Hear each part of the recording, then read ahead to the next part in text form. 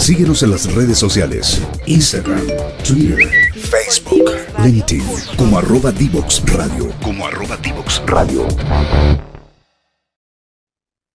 Continuamos conversando con el doctor Luis Fernando Morales. Estamos entretenidísimos hablando de prevención cardiovascular. Y en esto parece que la vida realmente y la tecnología ha avanzado, porque antes uno pensaba, bueno, si mi papá tenía cardiopatía coronaria y se murió de un infarto, yo tengo más riesgo. O si yo tuve un infarto y fumo, tengo más riesgo. Entonces, hoy tenemos muchas novedades respecto a la prevención cardiovascular en el aspecto genético. Querido doctor Morales, expláyese, porque en realidad esto es la novedad de este programa.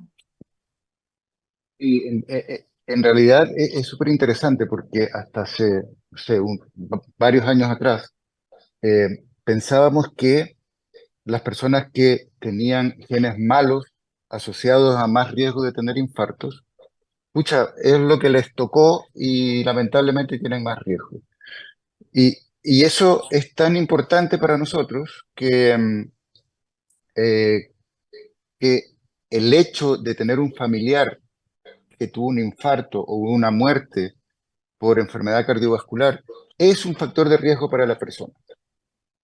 Lo importante y lo entretenido de todo esto es que hace unos años atrás aparece evidencia que a mí me parece fantástica, porque en este minuto somos capaces de reconocer, no se hace en la práctica clínica, es solo, o sea, no se hace habitualmente, solo ¿Ya? en investigación. Pensando en que puede haber alguien que diga, no, es que yo quiero hacerme los test genéticos. No se hacen en la práctica clínica, son solo para investigación. Y tomaron Pero personas, existen, pero existen. Ya. existen, absolutamente. Y ahora somos capaces de identificar cuáles son las partes de los genes que se asocian a mayor riesgo cardiovascular. Entonces, de unas cohortes de un grupo de personas de los que se tenía esta base genética, se los clasificó en personas que tenían mucho riesgo, muchos genes malos, y personas que tenían muy pocos genes malos. Y a todos les dijeron 4 cosas relevantes que tienen que ver con prevención. Primero, no fume. Segundo, coma de forma saludable, aliméntese de forma saludable. Tercero, haga ejercicio, haga actividad física. Y cuarto, controle su peso.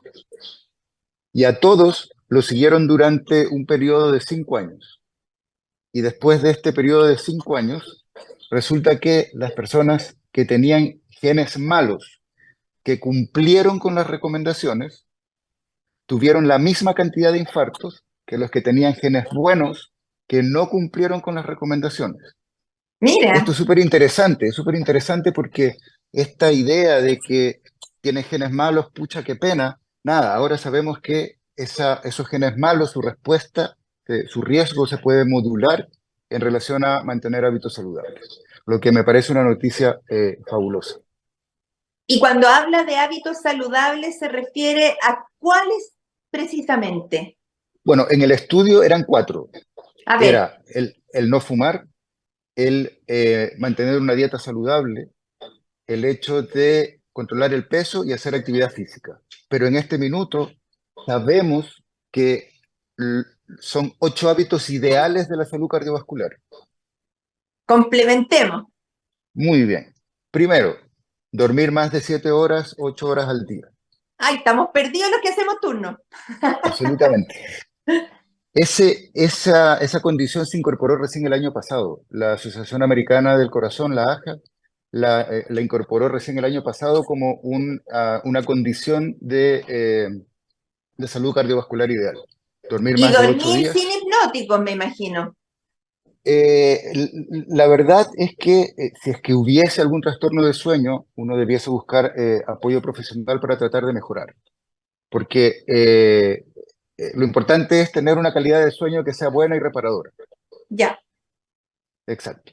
Dormir más de 8 horas, no fumar, hacer actividad física.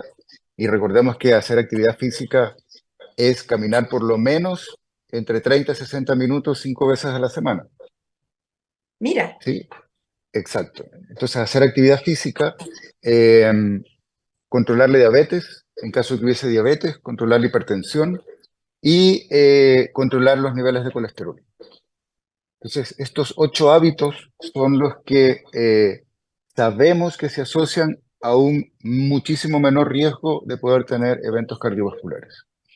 Mira, y ahí fíjate que como la vida te va actualizando, no está incluido el uso de vapeadores. Y yo estoy como obsesionada con el tema porque resulta que acaba de aprobarse el proyecto de ley del uso del cigarrillo electrónico y a nosotros como Sociedad Chilena de Enfermedades Respiratorias nos parece que eso pudiera generar un grave daño a la salud porque exime, omite, impide que las regulaciones que se hacen sobre el tabaco tradicional se hagan sobre el cigarrillo electrónico sin que se haya hecho consideración de los estudios que ya son robustos respecto al daño que produce el vapeo sobre el pulmón. El pulmón. El pulmón recibe directamente estos productos recalentados, ¿cierto? O calentados en los que se produce la combustión de la nicotina más un saborizante, más incluso en algunas oportunidades marihuana,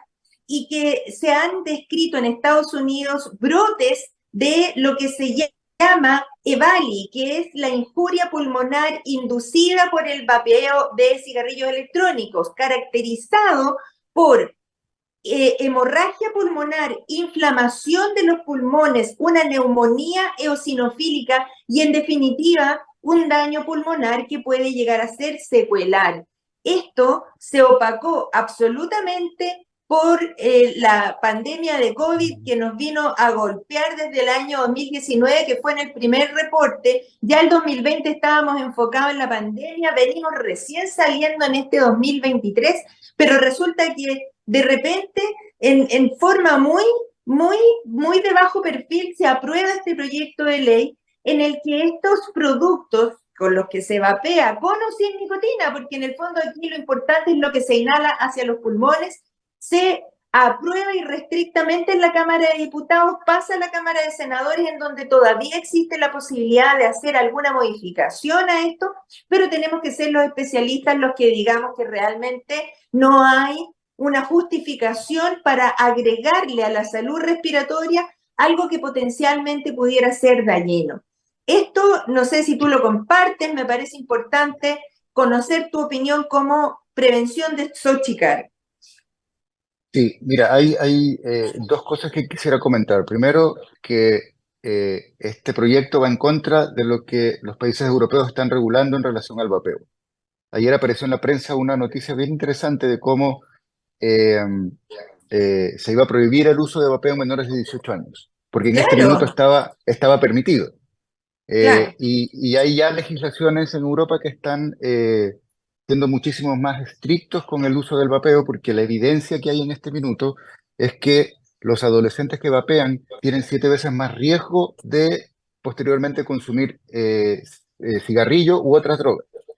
Claro. Entonces, es un tema importante que nuestras autoridades tomen conciencia de lo que significa los vapeadores y que los países europeos están yendo en vía contraria a lo que probablemente nosotros estamos tratando de regular. Eso por un lado. Y por otro lado, ya hablando más del riesgo de los vapeadores, hay que tener en cuenta dos cosas.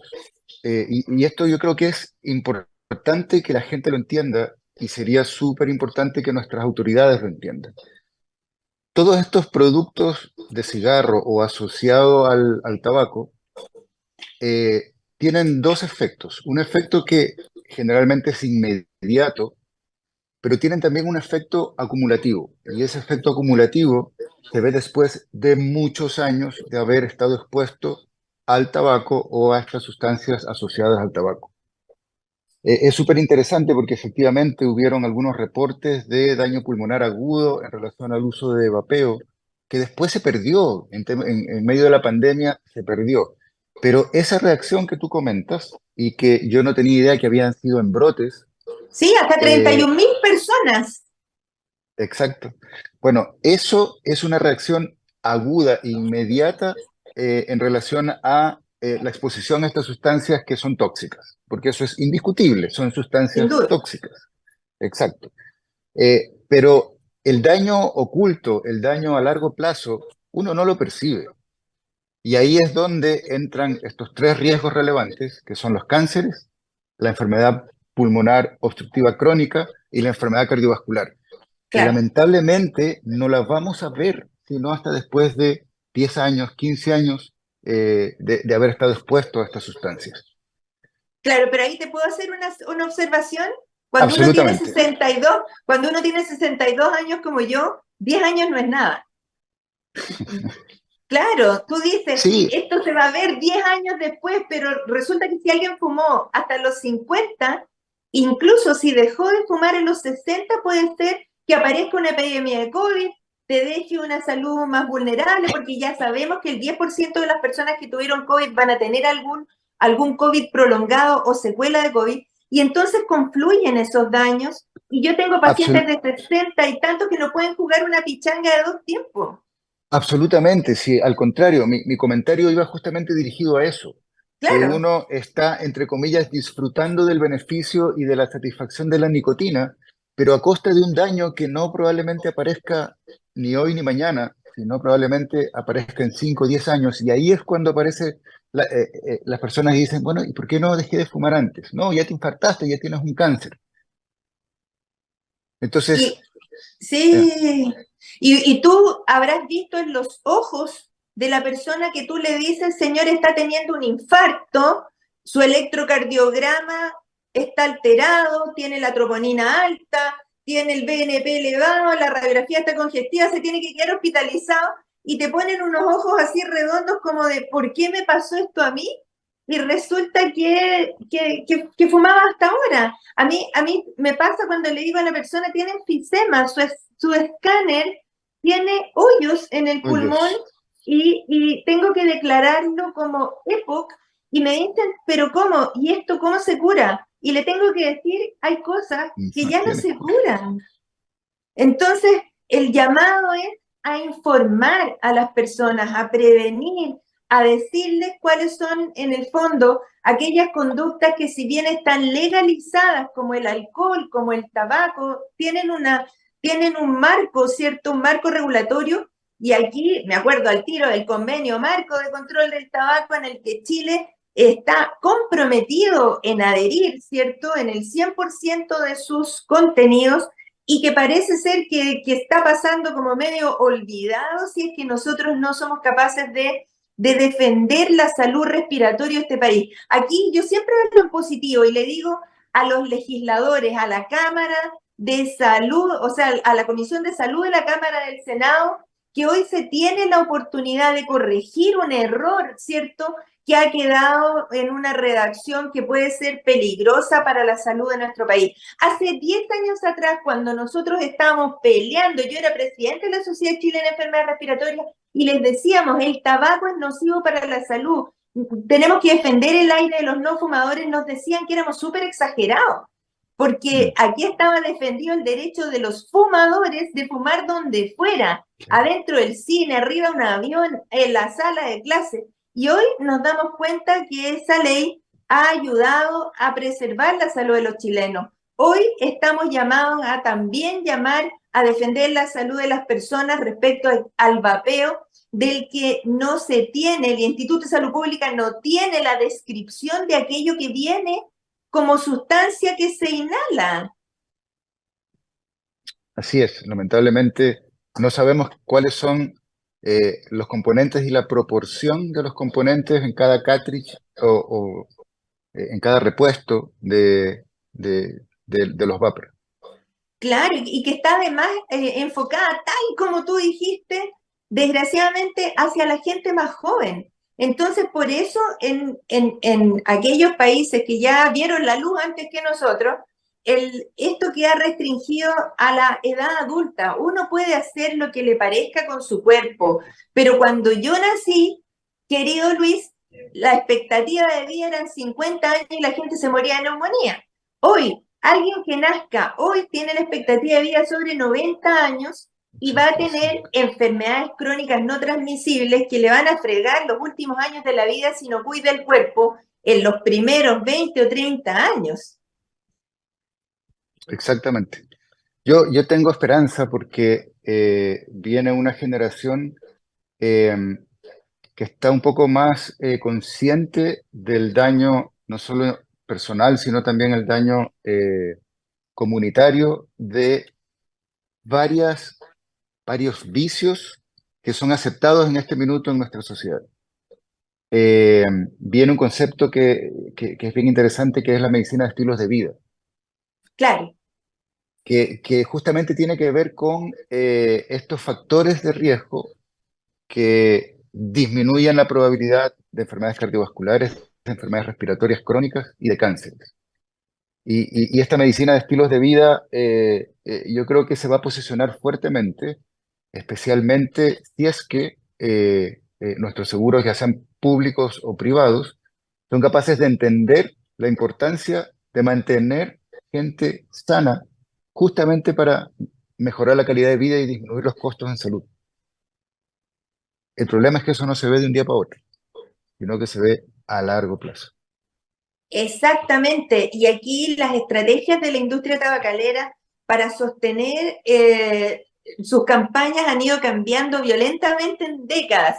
Primero se hablaba del glamour, qué significaba fumar, ¿cierto? Las estrellas de cine, la belleza, el rendimiento de los deportistas, y que alguien me explique en qué deporte fumar mejora la performance. Es una cosa absolutamente engañosa, es espurio decir que el uso de los vapeadores es menos malo que el cigarrillo, porque el cigarrillo no tiene ninguna ventaja para la salud.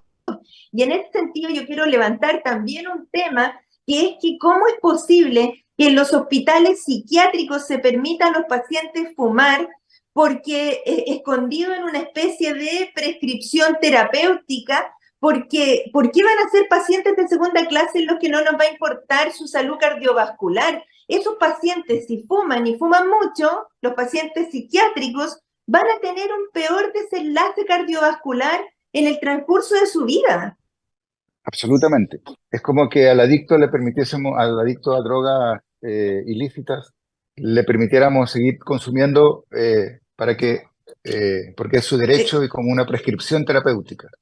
Bueno, pero así mismito quedó escrito en la ley, en el proyecto de ley en este momento que está en manos del Senado. La prescripción terapéutica con un certificado médico le tomó de sorpresa al colegio médico, como si fuera así como una obligación el que alguien estuviera dispuesto a prescribir cuando en realidad no hay una indicación terapéutica real de la inhalación de marihuana. Eso es súper importante. Yo no me quiero meter en este momento con los aceites de marihuana, con la indicación en la esclerosis múltiple, en el dolor oncológico o en la sensación nauseosa. Esa es otra harina de otro costal. Pero en este momento a mí me parece que las autoridades, el Ministerio de Salud, el Colegio Médico, ustedes, la Sociedad de Cardiología, nosotros, la Sociedad de Respiratorio, estamos completamente disponibles para que los legisladores tomen la información robusta científica que avala el daño y el riesgo del vapeo. Así es que proteger a la población del humo de tabaco y del humo del vapeo es en este momento una obligación de nosotros como científicos. Y yo que creo que se nos está pasando este programa súper rápido. Quiero ofrecerle la palabra, doctor Morales, porque he quedado encantada de cómo ustedes en la Xochicar tienen este departamento de prevención, que de la misma manera tendríamos que tener todas las sociedades científicas, ¿cierto? Porque hay que salir a evitar las enfermedades, a disminuir el riesgo. Entre la primera y la tercera encuesta nacional de salud, que hubo 17 años de diferencia, se triplicó la diabetes delante de nuestra nariz. Nosotros logramos bajar de 42 a 33% la prevalencia del tabaquismo, pero se nos fueron las drogas inhaladas y las drogas duras en los niños y adolescentes hacia arriba. Así que tenemos que transparentar estas realidades para poder asumir las estrategias de tratamiento. Sí, mira, como sociedades científicas, tenemos tres flancos que que abordar. El primero es la difusión científica entre profesionales, que yo creo que también es un tema extremadamente importante y en eso, en general, las sociedades lo hacemos bastante bien, porque ya sea o por los congresos, o por webinar, o por distintos canales, hemos estado entregando información sobre estos temas relevantes que tienen que ver con la prevención. Pero hay otra arista que tiene que ver con cómo jugamos un rol más bien político en relación a cómo somos capaces de influir en las legislaciones. Y nosotros no vamos a influir desde ideologías, sino que vamos a influir desde la evidencia científica dura. Y cuando Ciencia. digo científica dura me refiero a estudios, publicaciones que sean de alto nivel científico, porque también uno puede encontrar literatura que hacia el otro lado, pero Claro. de procedencia y de evidencia que no es tan sólida. Entonces, nosotros como sociedad científica somos los encargados de resguardar la validez de esta información y hacérsela conocer a nuestros gobernantes. Y tenemos una tercera área a intervenir, que es la población. Y en eso nosotros hacemos campañas. Generalmente hacemos campañas para días específicos. El Día de la Mujer, el Día del Día Mundial sin Tabaco, el Día de la Hipertensión, el Día del Corazón. Y ahí nosotros nos desplegamos en la comunidad haciendo actividades de promoción, de prevención, de tal forma de poder influir directamente sobre la población. Pero como sociedades tenemos estos tres ámbitos: nuestros colegas, el mundo político, nuestros gobernantes y la población. Bueno, Y aquí perdona, es muy importante el salir, así es que qué bueno que uno baja como de esta especie de cúpula de las sociedades en donde se habla en difícil para hablarle en simple a las personas y darles recomendaciones en su día a día. sí, que ese es otro desafío, ¿ah? Entregar información adecuada a los pacientes. A mí me llamó mucho la atención, a mí me gusta el tema de educación a pacientes. Claro. Eh, y, y hay una recomendación del NIH de que la literatura escrita sobre salud, escrita para pacientes, debiese ser con una escolaridad de cuarto o quinto grado. Entonces uno debería no decir paciente, sino que debería decir persona, para ¿Sí? que sea antes de que se constituyan en pacientes. Exacto. Entonces, es un desafío para nosotros los médicos y en general para todos los profesionales de salud encontrar la forma adecuada de transmitir información, porque a veces utilizamos conceptos que no son fáciles de transmitir, pero ese es nuestro desafío, en el fondo ser unos adecuados comunicadores hacia la población de todos estos factores de riesgo. Genial. En eso tenemos que entonces incorporar como nuestra responsabilidad el proteger a la población del vapor de segunda mano, del humo de segunda mano. Tenemos que incorporar las advertencias en las cajetillas de cigarrillos y de alguna manera incorporar esas advertencias en los empaques de los vapeadores también, tal vez así como en un relieve del propio vapeador. Tenemos que aumentar los impuestos específicos, prohibir la publicidad de esto, que desgraciadamente a través de Internet puede haber una publicidad completamente no regulada, se puede vender cualquier cosa en Internet, prohibición, ¿cierto?, de los reclamos o sea, en el fondo promover el reclamo ciudadano de que tiene que existir programas accesibles de cesación tabáquica.